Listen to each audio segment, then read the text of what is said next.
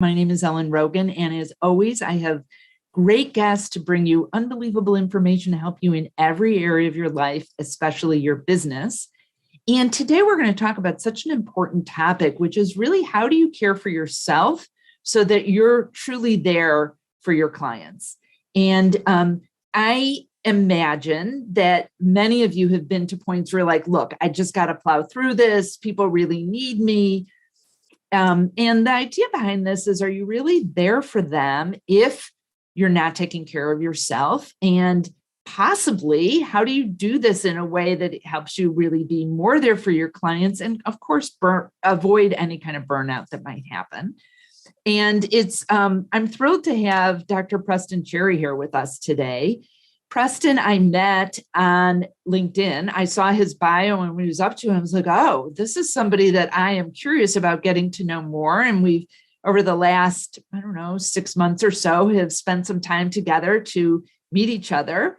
And before I bring Preston on and start asking questions, I want to give you more about his background. And I'm going to give you a little bit more bio than I typically do with guests that I have on, because this is someone who speaks from experience about juggling a lot of plates in the air and being super busy. And that's what I so appreciate, someone who's in this business, but also isn't just talking like what he theoretically thinks makes sense, but how he puts it into action. So a little bit about his background. I could probably go on longer, but Dr. Cherry is the founder and president of Concurrent Financial Planning, which is a firm that helps households and business owners achieve life-money balance.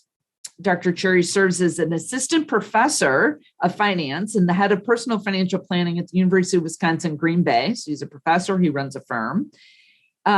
His current research, so he's doing research as well, surrounds personality traits, financial uncertainty risk. Over the 14 years, he's been in lots of different roles, including as an RA co-investment manager of a large firm, a mutual fund wholesaler. He's also currently serves as a coach for financial advisors in the Carson Group Coaching.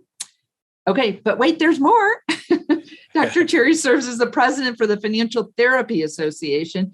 He serves on the CFP Board of CFP Board Council on Education, the Association of African American Advisors Foundation Board, the Editorial Board of the Journal for Personal Finance. He's a Practioner Editor for the Journal of Financial Planning. He also has a life. He's engaged. He's getting married this spring. He's a cool uncle, writes poetry, and has a vinyl record collection. Preston, welcome. That's so much. And he's just off an international trip and out of town right now, but working and having fun at the same time. So excited that we finally made this happen. Welcome. Yes. Pleasure to be here, Ellen. Thank you for the invite. Yes, it's been so cool to be, just interact and, yes, the pandemic or whatever you want to call it has given us opportunity, everyone, to interact virtually. And we've had these great conversations, and you and I, like you said, we've connected through LinkedIn, and look, we've exchanged so many ideas and everything like that. And here we are now. So thank you for having me. And here we are now. Thank you. Okay. So let's talk about this idea of self-care. I'm curious about what you do and why you think this is so important for financial advisors. Yes, for myself, it's juggling so much, and the coaches need coaches. I have coaches. I have a coach. I talk to my mother a lot.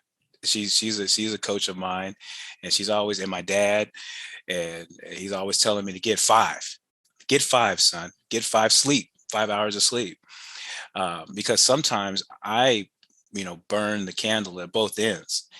And so I'm always seeking out advice for, what I need to do to balance my own life, learning to say no more. I know things that seemingly intertwine, which they do. I appreciate you reading the bio, but a lot of those things intertwine to a larger vision. And we'll talk more about this later about, staying focused in your lane.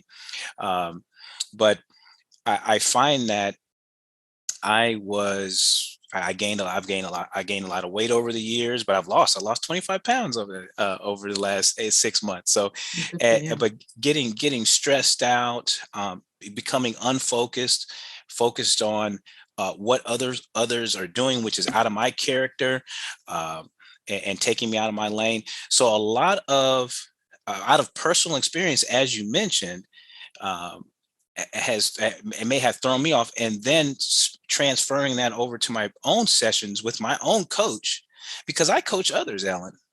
So I need to be able to go through my own, and we'll talk about this later too. When I go through my own self audit, I've used these tools in other parts of my life earlier in my life in other aspects to transfer them into now when I'm talking to advisors and going through my own audit and applying them now in order to have better self-care, in order to maximize goals and focus, and then being able to better serve people, because we are serving people in their emotions and their aspirations, and they can feel energy. And we don't want to underserve them. It's just not about money mechanics, the dollars and the cents and the numbers, and right. We are talking about emotion. We are giving advice about life. It is about life, and life money balance is my phrase. So those in conjunction, they're coming to us for better certainty and getting answers for uncertainty. We're communicating them about life-centered planning, so to speak. Okay. So when we're talking about life, we need to be centered ourselves, this self-care, in order to transfer this energy to others. Okay. So 2 questions on that. I want to talk about this. What do you mean by self-care? Like what encompasses that? And then this energy part. So let's start with the self-care. Yes. Like when you say that, is that just like getting enough sleep? And I would argue with your dad, you need more than 5, but I don't know you. And, Yes. like everyone I think would be different, but is it just like sleeping and exercising? Like what's the full definition that you see would be most helpful when people are looking at self-care for themselves? Yes, great question. First is giving oneself permission that, yes, you have to give yourself permission that you deserve the self-care in the first place. Taking that time out. Not everyone is deserving, of your time before you give yourself time. And it's a lesson I've had to learn the hard way a little bit. So it is being intentional about whenever you want to give yourself that self-care. So give yourself permission and being intentional about scheduling it. All right. And then selecting that self-care that's important to you. So what is that? All right. That may be writing in the morning, your thoughts, getting that out. That may be stretching in the morning. I'm taking up yoga this year. Okay. That may be, some sort of movement. It is definitely getting your physical exercise, whatever you select. Okay. Walking away from your screens for a little bit. You have these intervals of work, a couple of hours, and then walking away. Okay. And then getting back into it. Spiritual, whatever faith that you may pursue. Okay. That family time, are you going to step away and say, okay, these are my 3 hours that I'm going to dedicate without the interruption from client or email. So we have family, spiritual, physical, even financial. Having those discussions. Again, coaches need coaches, advisors need advisors. You don't necessarily may need to hire an advisor. So most advisors that I do know have other planners, but use your own skills to facilitate your own financial health in your household. All right. So these are self-cares that one needs to have better health in order to have well-being. Because if we are to transfer well-being and advise well-being into others, then we have to have it ourselves. Yeah, I really appreciate that. And I appreciate a couple of things. When I've been, people who've listened to the show a lot know that I've been a really long-term meditator. Yes. Many years. And that is when I translate into one of the best business strategies that I've done, because it has me being super present, hopefully, and clear, not always, but I do my best, right? It's a practice. Right. But I've never heard anyone say about financial advisors being really good about managing their own finances well. And I think you're calling out an elephant in the room, because I know in the teaching and coaching I've done with advisors, they don't normally talk about this, but there's a lot of advisors that have some areas of their personal financial life that they feel a little out of integrity in. And meaning that they're not necessarily handling things as well. And when you can know that A, you're not alone in it, but B, do something different, whether that's you get a trusted advisor of your own, you get a coach, you handle it yourself, that will free up a lot of this energy that you're talking about to really be there and not feel like you have another story playing in the background. Mm-hmm. So I'm really glad. I feel like you've just put a spotlight on, for some advisors, what might be an area that they just feel not as good about as they'd like to. Absolutely. I mean, we have to we're bringing objectivity to the people that we serve. And sometimes, even though we are the most skilled at what we do, we need another set of eyes sometimes. Maybe even a lot of times. we have our own biases, and we need, particularly if we have spouses and maybe offspring, we need someone in there because maybe we know too much, particularly if there's somebody in the household that knows too much of one thing. All right, someone needs to, there's to be a mediator in there to help that. And again, someone from the outside to bring objectivity would help that process along a little bit. Yeah, I think that's such a great recommendation. So the second part of this that you started talking about was this transfers of energy. Yes. So talk a little bit more about what you mean about that, how clients get energy, whether you're verbalizing it or not. Share a little bit more about that. Well, yes. I mean, when we're communicating with clients, we are, what we are trained as advisors, well, the good ones are to listen with eye contact, posture. I'm sitting on this little couch in this hotel. I'm trying to keep my posture not slouch, right? And we all know this as human beings. Are you present?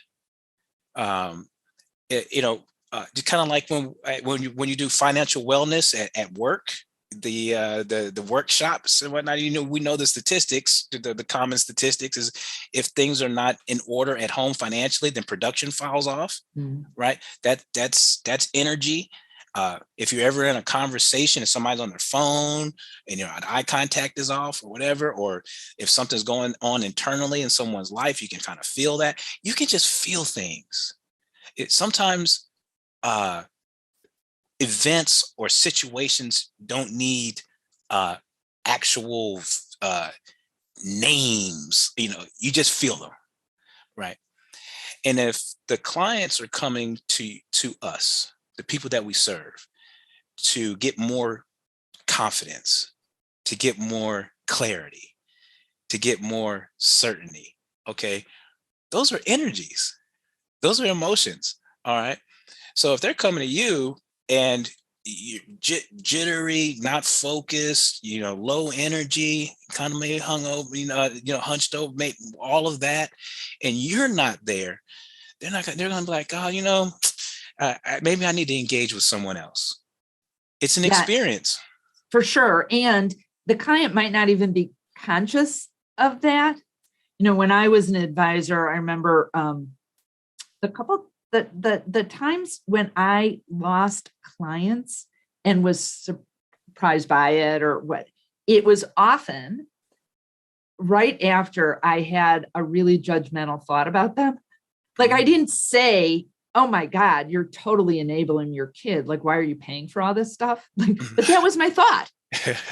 Or you're so mean to your husband. Like, and I would not have verbalized that, but I think people are like receptors. Like they've got this antenna up that we can, whether it's conscious or not, and I believe it's often not conscious, just get this feel from somebody. And I think the more wanting the best for your client, putting their needs first, not that you don't take care of yourself, but that all plays into really a deeper relationship, like you're saying, and creating that kind of energy, whether you think they're aware of it or not. So you may be having a crappy day, but to bring your full self there will make such a difference, because who wants to be around somebody whose energy is always icky? Like, right. I don't want to do that.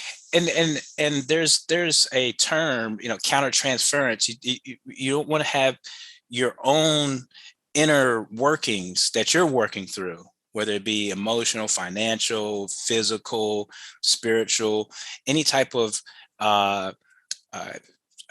inner working that you're working through. Okay.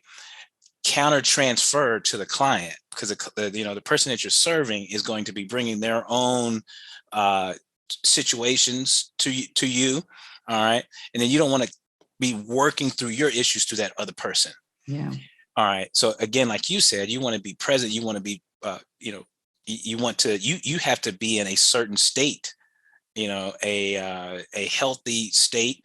And even if you're going through your life is life, nobody is just a realm of openness and all the time.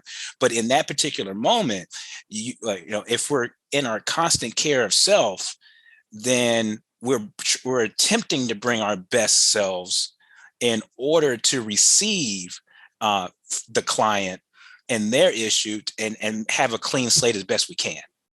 Right. And if we're not our full selves, then we're going to project.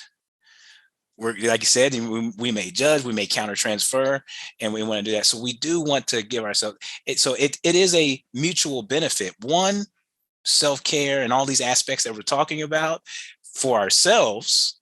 And that's okay. For people get that mixed up too. It's okay to take care of yourself. Okay. All right.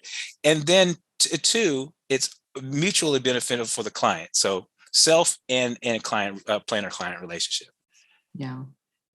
Consistent self-care. I haven't heard that expression before. So in terms of like juggling a lot of things or setting things up in your office that is will support you in, we're going to talk about focus in a little bit, but like on really handling things. Sometimes it feels like, oh, I need 6 other hands or another, Dr. Cherry around. Like, what are suggestions that you have for getting more done efficiently? What are some things that can help with this? Yes. Oh my goodness. First of all, admitting that, and I have trouble with this, admitting that you do need some help and you can't do it all yourself. I have this thing to where I'd rather do it myself than train somebody, because I think it's going to take more time to, train somebody to do it myself. But, at the end of the day, once I get through training someone, the multiple of that is so huge on the back end. If I just get through hiring someone and training that one person, and then that person can I'm multiplying myself at that particular point. So admitting that, admitting that you do need some outside help, delegating, trusting someone in order to do that, taking the time out to train an individual. Okay. So all of these elements could be barriers to, again, we're coming back to self-care, because all of that comes back to your plate, because and the individual yourself has stopped the progress of gaining a resource. Again, now we're back at overwhelmed, we're stressed, frustration, all of that is spilled over into, damaging the self and also damaging your practice, stunting growth, a whole aspect. It is a snowball effect. Snowball effect is just not for paying off credit cards. It could be, it can be applied to many things, right? So this is what we're talking about. So multiplying yourself, so hiring, using technology, investing into a technology stack. There's apps for that for most things. So in that aspect, so just trying to multiply yourself in ways the best you can to create efficiencies to maximize health. So yeah, and I see advisors, especially small firms, being nervous about hiring that first or second person, like, oh, can I afford this? Should I be doing this? How would you, if someone said like, oh yeah, I just don't know if my revenues are there yet, what would your response be to them? Yes, I would say right before you're afraid to make the expense, and simultaneously you need it, and before you think you have the cash flow, make it. Because when you have the cash flow, or and it's in your hand, it's really almost too late. You need to do it before the growth point. As soon as you start feeling the pain, go ahead and invest in yourself, invest in your practice, because you know where you want to go. It is a leveraging effect. It's a multiplier effect. All right. So again, you're investing in your own self-care, but you're also multiplying. It's a multiplier effect two ways. Your own health, but also multiplying your business and your practice. So yes, I would say make the investment before you think you're comfortable with making the expenditure. Yeah, I couldn't agree more with that. And I love that you talked about trust, because it brought me back to, I think I was actually very good at hiring people early in my career because I was really clear what I hated doing and what other people could do better. So I might have been a little ahead of the curve at that, but there was lots of ways that I was controlling for quite a long time, like being worried that they would contact a client without me knowing what was happening. And it ended up that I had hired this woman who at the time was the third employee in the group, and she had an incredible background. She was way overqualified for this job, but she wanted a job that she could have a little bit more flexibility in and a little less pressure. And she just came in and she was doing things and she was calling my clients and getting everything ready. And I'm like, at first I was like, oh, and then I was like, oh no, that's like really good. And I realized how I was stunting the professional growth of my other employees, and how I was also stunting the business growth by me being too, we'll call it controlling in that. Yes. So, so how would someone be like, how would they flex that muscle a little bit to let go? Because I think, advisors really, a lot of the good ones I know are just so particular about how things are done. What would you be recommending to somebody if they find themselves being a little bit less trusting or willing to hand over the reins? Well, it's almost going through an exercise as you would go through your client. You would ask them, share with me a money experience that you've had in the last year, 2 years, that didn't feel too well. That didn't feel too well. Tell me how that made you feel. And if you had to do it over again, what would you do differently? All right. And then if you did it differently, how would that make you feel? How would that change your emotion? So, how did it make you feel originally? If you had a chance to do differently, what would you do? And then if you did that thing, how would that emotion change? Obviously, that if you did something differently, that emotion would change and it probably would be good. Right. All right. So to answer your question it's like, okay, well, right now I'm suffering. because I'm doing all the stuff I'm doing by myself. And yes, I'm controlling. I have everything. I have the hands on the reins. I'm being particular. I'm overwhelmed. How do I feel about that?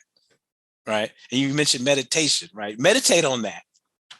All right. Write that out. Sit with that. At the end of the day, when you're trying to audit the day, think about that. What are your frustrations? Trust me, I've done this. It doesn't feel good because it's like, oh my God, did I do administrative stuff all day? When I could have been creating this, that, and the other. I did not. That doesn't feel good, Ellen. I'm telling you, it doesn't feel good. So what would I do differently? I wish I had hired somebody. I wish I had trusted someone.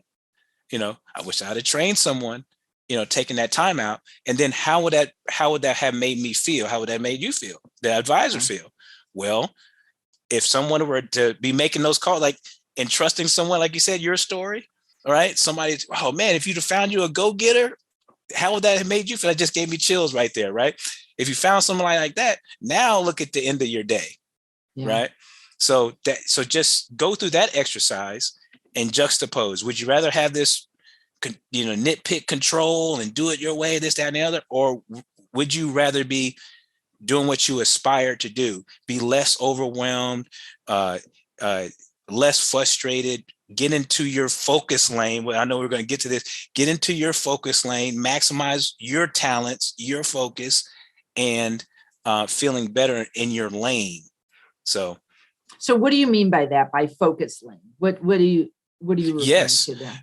Absolutely. It's like, okay, well, do we want to be working the books? Yes, I want the workflow process to be this. Yes, macro, we want the workflow process to be that, but we need to be hiring that out. We need a maybe consultant to hire that out. I'm going through that right now. My work. Yes, I know what it should look like. I could probably execute it myself. But look, I'm talking about it right now. Does that sound right? Does that sound right, Ellen? Do I need to be working on a workflow process and a tech stack? And then does that sound right? It does not, does it? Right? I'm frustrated talking about it right now. Right? So I need to that needs to be something off of my desk because that's not in my focus lane. My focus lane needs to be overviewing the plan that somebody else, a paraplanner, which in 30 days I'll be hiring for. And I'm telling you, this is by experience because I'm frustrated right now because I'm spending too much time in the plan of itself. Right? I need to be overviewing the paraplan. The plan itself. I need to be creating content so I'm more visible in front of my client, in front of my prospects, but the public. I need to be having more speeches. I need to be creating more opportunities to be onboarding clients. I need to be in front of and this, that, and the other. I need to be working on my book. I know we talked about that. Everybody keeps asking me about my book. It's like, Dr. Cherry, when you come out with your book? It's 2 years now. Even my coach, she's like, we had 2 weeks scheduled. Where's the book?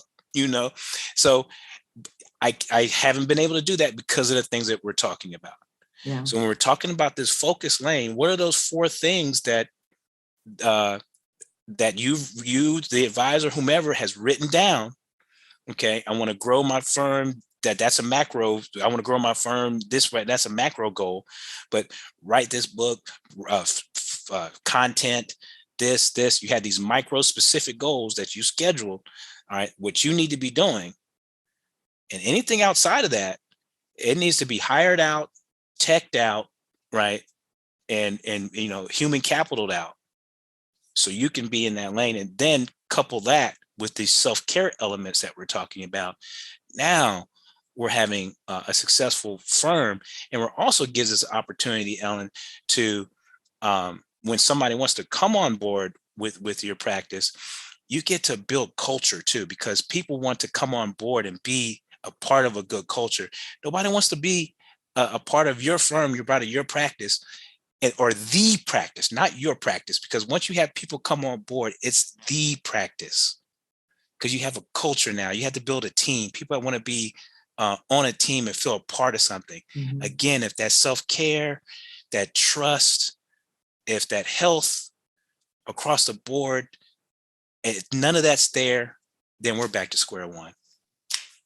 Yeah. To go back to doing that focus. I think it's really easy because there may be areas in your practice that you're really good at, but aren't your best use of your time. Or maybe you think it's really fun, but it's really not high value. And then you'll go home, like you said, at the end of the day and go, I really should have really should have called those clients instead of doing my QuickBooks or, doing the workflows. The other day, my brother has a really big birthday, and my other brother and I were working on a surprise video for him. And I have a lot of fun at editing videos. And at least I as-is'd what I was doing. So last week, I said to the brother that I taped it with, I'm like, okay, I'm sure I'm going to spend the afternoon editing this versus what I really should be doing, like creating a new proposal for someone that I promised them. Yeah, I did do that. I at least was aware that wasn't my highest best use, but it was okay. But that idea, I love that you're talking about like those focus areas, because I think that a lot of times people just get unconscious and they're just doing what's easy. And it may be a way of avoiding, not something you hate, because you shouldn't have a lot of crap in your business that you hate, but some things just take a little bit more energy. Maybe it's calling that client that you have to deliver some news to you're not excited about, or following up with somebody. But those are the things, to me, from the context you put around that actually is self-care, because then at the end of the day, you're going to feel better about things versus carrying that through the entire weekend of all the stuff you hadn't handled. Yes, I couldn't agree with you more, Ellen, on that. That is spot on, is getting into the busy work that you feel comfortable with to potentially avoid maybe something you're not good at. Not, if I put at, my mother would kill me if I put at the end of a sentence. That you're something that's not at your best use of your time, that you don't have the talent for, or that's going to give you a sense of accomplishment because there's something on the table that you need to do that may not give you that sense of good feel, or it's a long task that may need some commitment that you're going to have to get through, but you transfer or shift some energies into something that's going to make you feel good as part of avoidance, like you said. Oh my goodness, you hit that on the head right there. Yes. Oh my goodness, great point right there. I am proud of the video, though, by the way, and I still have this other project that I need to get done. So. Right. Preston, this is amazing. I love that you're talking about these things that I don't think get talked about enough in our industry. I'm really grateful that in your super busy schedule, you've carved out time in between your trips when you just landed in New York to have this conversation with me. I encourage people out there to connect and follow you. That's how I found you to begin with. If people want to reach out, what's the best way for them to find you? Yes, my firm website is concurrentfp.com. And then my handle is Dr. Preston Cherry. And it's the same over social at Twitter, IG, and LinkedIn. So Those are the ways to get me. Yes. Yeah. And then, yes. Go ahead. Well, and there's just a couple of announcements is that still working on the book, but the podcast, that's going to be my little baby that's been working on for a while. That's coming out in February. And then also I am the Professor Project, right? We're doing some big things at UWGB, which is the Center for Personal Financial Planning. I'm going to be getting young people into the profession and also helping students on campus get one-on-one personal financial counseling with the personal finances. So that's coming out soon as well. Yeah, beautiful. I'm so busy. And just a quick thing, my first book got done after it was a long time ago. My daughter was 7 or 8 and she said, Mommy, when are you going to get that book done you keep talking about? I was like, okay, that'll get your book done. When your kid says, like, quit talking about this. But I'm here to support you whenever you want a little help with that. And we can't wait to have you back on to talk about your book when it's finally out. Yes. So Dr. Preston Cherry, thank you so much for being here with us today. Yes. Thank you, Ellen. I appreciate it. And thank each and every one of you for watching and listening. I'm so grateful to have you here watching On Horse's Mouth live. Again, my name is Ellen Rogan. If you want more information about me and the work that I do, you can go to ellenrogan.com. And if you go to ellenrogan.com/horse's mouth, you can download my special report, What Extraordinary Advisors Know That Others Don't. And so the question to ponder today is, how are you going to increase your self-care? Remember, be great and create great every single day.